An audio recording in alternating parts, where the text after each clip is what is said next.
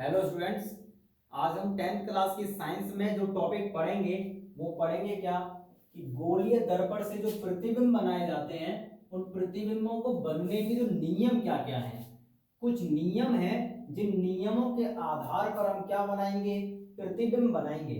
तो आज हम सबसे पहले ये जानेंगे कि गोलीय जो दर्पण होते हैं, चाहे वह अवतल दर्पण हो,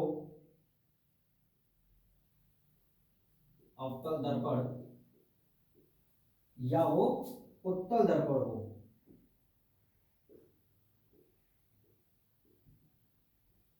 तो दोनों दर्पणों से जो प्रतिबिंब बनते हैं उनके जो नियम हैं वो नियम हमको क्या देख रहे हैं। पहला नियम क्या कहता है कि दर्पण के मुख्य अक्ष के समांतर, ये दर्पण की क्या होती है, मुख्य अक्ष होती है। हमने लास्ट वीडियो में देखा था। अगर आपने लास्ट वीडियो नहीं देखा है तो सबसे पहले जाकर उस वीडियो को देखो और फिर ये वाली वीडियो देखना। क्या है, दर्पण के मुख्य अक्ष के समांतर आने वाली किरणें परावर्तन के पश्चात मुख्य अक्ष पर फोकस से होकर गुजरती हैं। ठीक है, तो फोकस हमें पता है ना कि ये वाला फोकस पॉइंट होता है। तो मुख्य अक्ष के समांतर जो किरणें आएंगी, देखो ये वाली, ये जो किरण है, पहली मान लो, इसे दूसरी मान लो, ये पहली और जो दो किरण जो आ रही हैं वे एक दर्पण जो मुख्य अक्ष है उसके समांतर है।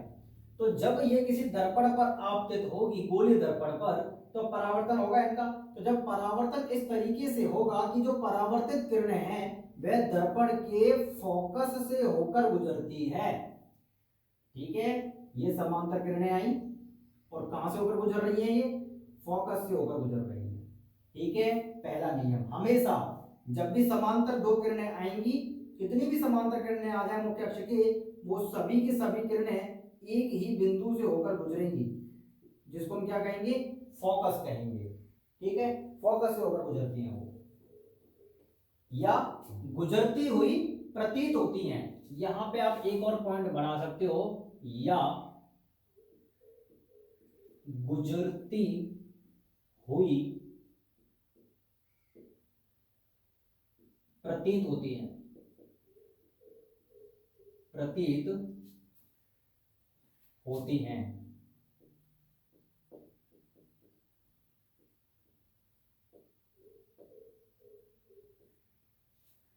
ठीक है, तो अवतल दर्पण में वो फोकस से होकर गुजरती हैं, और उत्तल दर्पण के केस में क्या होगा कि ये किरण आएगी, यहां बिंदु पर आपतित होगी, ये वाली किरण जब आएगी वो इस बिंदु पर आपतित होगी। आपतन के बाद ये इस डायरेक्शन में जाएगी और ये इस डायरेक्शन में जाएगी। अगर जो ये परावर्तन के बाद किरणें जब हमारे पास आएंगी तो हमको ऐसा लगेगा कि ये किरणें इस वाले बिंदु से होकर आ रही हैं, जबकि ये ऐसे नहीं आ रही है। कहां से आ रही है, इन दोनों से होकर आ रही है। बट प्रतीत कैसा होगा कि जब पीछे की तरफ खिसकते आएंगे तो ये दोनों किरणें कहीं पीछे यहां पर आकर मिलती हुई प्रतीत हो रही हैं। तो अवतल दर्पण में तो फोकस से होकर गुजरती है रियलिटी में, ठीक है, वास्तविक तौर पर। और उत्तल दर्पण में ये आभास होता है कि ये फोकस से आ रही हैं, इसीलिए यहां पे लिखा हुआ है या तो प्रतीत होती हैं या फिर होकर गुजरती हैं। ठीक है, ये पहला नियम है। इस नियम को याद रखना है कि जब भी दर्पण पर दो किरणें या कितनी भी किरणें, दो या दो से अधिक किरणें मुख्य अक्ष के समांतर आती हैं तो परावर्तन के बाद वो फोकस से होकर गुजरती हैं। साम दाम दंड भेद, गुजरेंगी तो मतलब गुजरेंगी, इसमें कोई भी इफ नहीं लगाना, कोई भी बट नहीं लगाना है। बस इतना है कि समांतर किरणें फोकस से होकर जाएंगी, बस। ठीक है, ये आप लिख लो इसको, फिर मैं इसको साफ करके दूसरा नियम बताता हूं आपको। ठीक है, स्क्रीनशॉट ले लो या फिर वीडियो को पॉज करके लिख लो।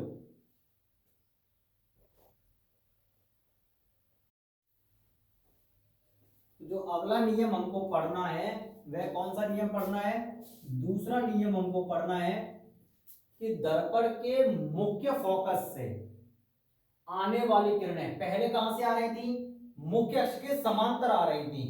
अभी थोड़ा सा चेंज हमने कर दिया है कि फोकस से आने वाली किरणें परावर्तन के बाद मुख्य अक्ष के समांतर हो जाती हैं।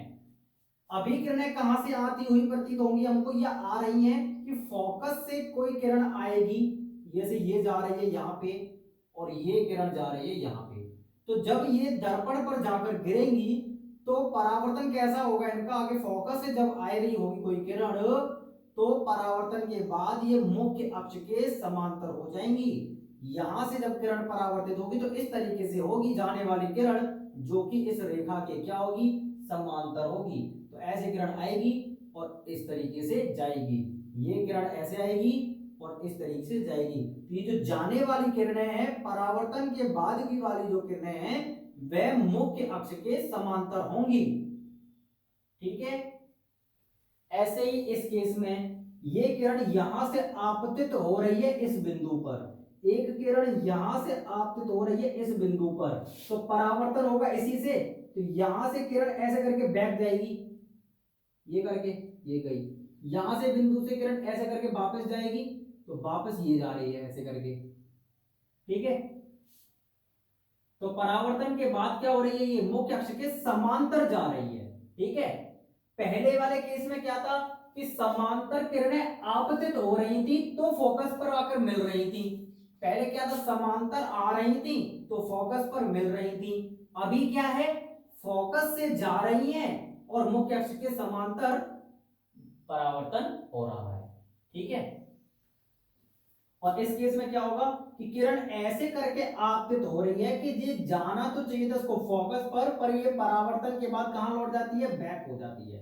ठीक है, तो दर्पण के केस में क्या होगा कि अगर फोकस से कोई किरण आ रही है या आती हुई प्रतीत हो रही है तो वह परावर्तन के बाद मुख्य अक्ष के समांतर हो जाती है। ठीक है, ये किरण ऐसे आपतित हो रही है कि अगर ये दर्पण ना हो, ये परावर्तन, ये अगर पॉलिश ना करें तो ये कहां पर आके गिरती, ये फोकस पर आकर गिरती। ये किरण कहां पर आके गिरती, यहां पे आके गिरती।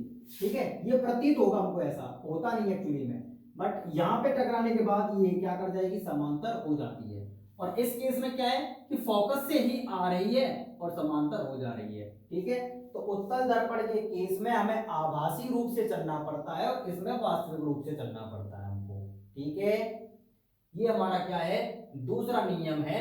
अभी हम एक और नियम पढ़ेंगे कि गोलीय दर्पण में जो प्रतिबिंब बनते हैं उनमें नियम चल रहे हैं हमारे, और नियम पहला हम कर चुके हैं, ये दूसरा नियम है, आप इसको लिख लो। ठीक है, एक और नियम अपन करते हैं, या स्क्रीनशॉट ले लो, मैं हट जाता हूं।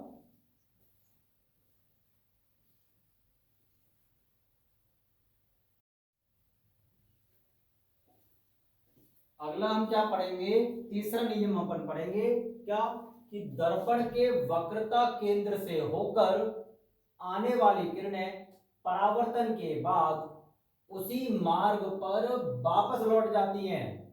कि अगर ये अपने पास में कोई वक्रता केंद्र है सी किसी दर्पण का, अगर किरण इस तरीके से आपतित हो कि वह इसके वक्रता केंद्र से होकर जाए, ठीक है, जो प्रकाश की किरण आ रही है, ये क्या है, प्रकाश की किरण है। ठीक है, और ये कौन सी किरण है, ये वाली जो किरण है ये परावर्तित किरण है।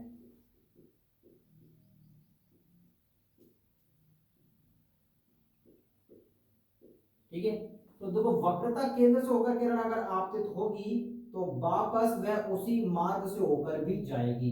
ठीक है, अगर सी से होकर जा रही है तो सी से होकर ही क्या करेगी, वापस जाएगी या प्रतीत होगी। ऐसे ही ये किरण क्या कर रही है, इस दर्पण पर आपतित हुई, किसके केस में, उत्तल दर्पण के केस में, इस बिंदु पर। ठीक है, अगर ये दर्पण प्रतिबिंब जो है पॉलिश्ड नहीं होता तो ये हमको दिखती है ऐसे कि ये सी से होकर गुजरेगी। ठीक है, इस तरीके से हम आपतित करेंगे इस बिंदु पर, और ये इस बिंदु से क्या करेगी, वापस उसी मार्ग पर लौट जाएगी। ठीक है, अगर इस बिंदु पर इस तरीके से आपतित होगी तो वह वापस उसी मार्ग में लौट जाती है। ठीक है, या तो सी से होकर गुजरे या हमको प्रतीत हो कि सी से होकर गुजरेगी, तो दोनों केसेस में वह उसी मार्ग पर क्या करेगी, वापस लौटेगी। ये अवतल दर्पण के केस में है और ये उत्तल दर्पण के केस में है। ठीक है, ये तीन नियम हैं किसके, गोलीय दर्पण से प्रतिबिंब बनाने के लिए। तो गोलीय दर्पण के प्रतिबिंब बनाना है तो उसमें तीन नियम प्रयुक्त होंगे। पहला नियम, अगर किरणें समांतर आपतित हो रही हैं तो वे फोकस से होकर गुजरती हैं। दूसरा नियम, अगर फोकस से किसी गोलीय दर्पण पर किरणें आपतित हों, तो फोकस से आपतित हों तो समांतर हो जाएंगी मुख्य अक्ष के। तीसरा नियम क्या है, अगर वक्रता केंद्र से होकर आपतित हो रही है तो वक्रता केंद्र से होते हुए भी वापस उसी मार्ग पर लौट जाएगी। ये 3 नियम है जिनको हमको ध्यान में रखना है प्रतिबिंब बनाने के लिए। ठीक है, ये वाला नियम लिख लो। अब आगे देखते हैं फिर।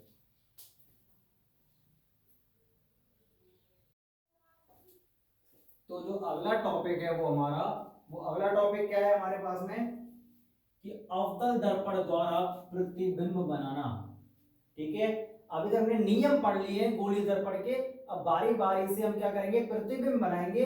पहले हम अवतल दर्पण से बनाएंगे जितने भी प्रतिबिंब हमारे बन सकते हैं, और फिर उसके बाद उत्तल दर्पण से बनाना सीखेंगे।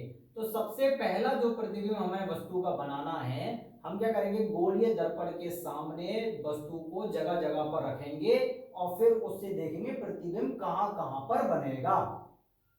पहली कंडीशन क्या है कि अगर वस्तु गोलीय दर्पण से, ये गोलीय दर्पण है यानी अवतल दर्पण है।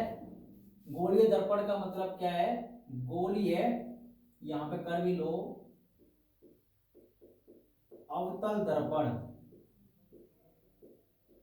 अवतल दर्पण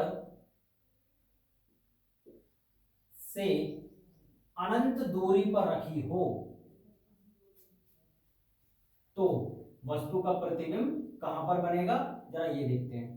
तो पहले हम क्या बनाएंगे, इसका किरण आरेख बनाएंगे। तो हमको पता है कि अगर कोई वस्तु अगर अनंत पर रखी हुई है, बहुत दूर रखी हुई है, हमारी पहुंच से बहुत ज्यादा दूर है, तो हम उस वस्तु को क्या मानकर रखते हैं कि वह बहुत अनंत पर रखी हुई है। अनंत शब्द का मतलब ये नहीं जिसका कोई अंत ना हो। अनंत शब्द का साइंस के अंदर में, विज्ञान के अंदर में मतलब होता है कि वो दो जो वस्तु रखी है वो हमारी पहुंच से बहुत ज्यादा दूर है, ऐसी वस्तु, उसका प्रतिबिंब हमको बनाना है। तो जब वस्तु अनंत पर रखी होती है तो हमेशा वस्तु से जो आने वाली किरणें हैं वे हमेशा मुख्य अक्ष के समांतर आती हैं। तो वस्तु से जो किरणें आ रही हैं गोलीय दर्पण पर, वे क्या कर रही हैं, आपतित होंगी गोलीय दर्पण पर समांतर। तो कहां से होकर गुजरेंगी, फोकस से होकर गुजरेंगी। तो जब किरणें फोकस पर आकर मिल रही हैं तो प्रतिबिंब भी कहां पर बनेगा, फोकस पर ही बनेगा। एक बात और तुम यहां पर सीख लो कि प्रतिबिंब बनने के लिए कम से कम 2 किरणों का होना आवश्यक है। ठीक है, तो पहली किरण ये है, दूसरी किरण ये है। कहां से आ रही है, कोई वस्तु से आ रही है, ये यहां कोई वस्तु रखी हुई है, उस वस्तु से आ रही है ये। ठीक है, अनंत पर ये वस्तु रखी हुई है तो समांतर किरणें आती हैं, तो फोकस पर मिलती है, तो प्रतिबिंब भी कहां पर बनेगा, फोकस पर बनेगा। तो प्रतिबिंब की स्थिति कहां पर है, फोकस पर। प्रतिबिंब की प्रकृति एवं आकार क्या है, प्रतिबिंब की जो प्रकृति है वह वास्तविक है, मतलब ये आपको असली में दिखेगा कि हाँ यहां प्रतिबिंब बन रहा है गोलीय दर्पण के सामने। और कैसा बनेगा, उल्टा बनेगा। अगर वस्तु अगर सीधी इस तरीके से है तो यहाँ पे जो प्रतिबिंब बनेगा वो उल्टा बनेगा, इस तरीके से। ये बहुत अनंत पे रखी हुई है इसलिए प्रतिबिंब बहुत छोटा सा बन रहा है, इस तरीके से बनेगा कुछ, यहाँ पे ऐसे करके तुमको दिख नहीं रहा है वो, यहाँ पे ऐसा आप समझ सकते हो। ठीक है, अच्छा। और आकार कैसा होगा वस्तु का, जो प्रतिबिंब बनेगा वो वस्तु के आकार से बहुत ही छोटा होगा। ठीक है, तो ये पॉइंट्स आपको ध्यान में रखने हैं, किसके लिए, जब हमारी वस्तु कहां पर रखी हो, अनंत पर रखी हुई हो। ठीक है, अगर वस्तु अनंत पर रखी है तो प्रतिबिंब कहां बनेगा, फोकस पर बनेगा। प्रतिबिंब की प्रकृति कैसी होगी, वास्तविक होगी, तथा प्रतिबिंब उल्टा बनेगा। आकार कैसा होगा, जो प्रतिबिंब बनेगा वह वस्तु के आकार से बहुत ही छोटा बनेगा।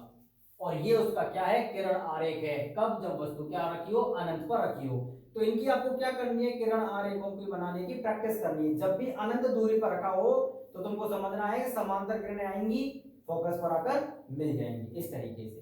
ठीक है, चलिए आज इतना रखते हैं, कल हम और प्रतिबिंब बनाएंगे अवतल दर्पण से कि कौन कौन सी कंडीशन में प्रतिबिंब बन सकता है।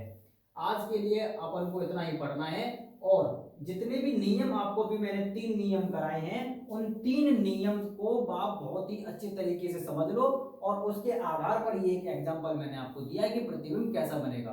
ठीक है, चलो बाकी के प्रतिबिंब हम नेक्स्ट क्लास में बनाएंगे अवतल दर्पण से।